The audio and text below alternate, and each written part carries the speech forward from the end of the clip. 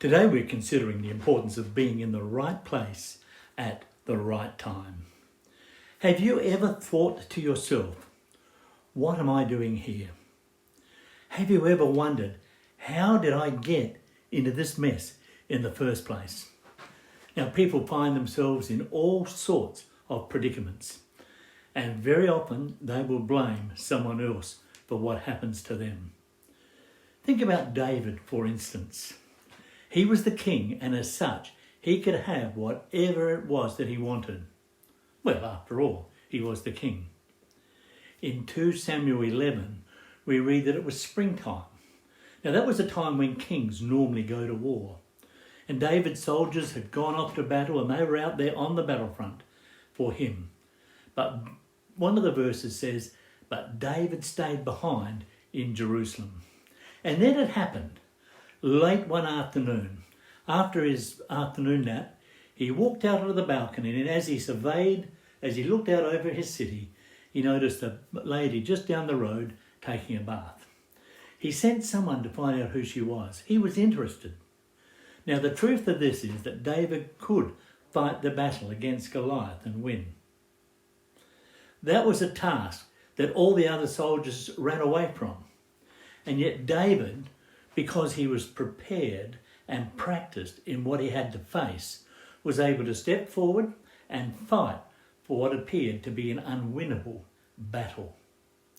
What's more, he did it easily and with the crudest and simplest of weapons. Now he was about to fight another battle and lose. He was able to conquer the giant, but this time he stepped over the line and paid the price big time. This battle was something that he was not prepared for. It was a bigger battle than the giant. However, worse than that, he tried to cover up what he had done, and he also made a big mess of that. God confronted David through the prophet Nathan, and immediately David recognized what he had done. He had failed.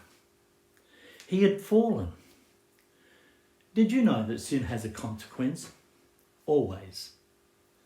Perhaps we echo the words of Paul in Romans 7.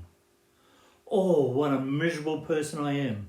Who will free me from this life that is dominated by sin and death? Thank God, the answer is in Jesus Christ, our Lord. So you see how it is? In my mind, Paul says, I really want to obey God's law because of my sinful nature.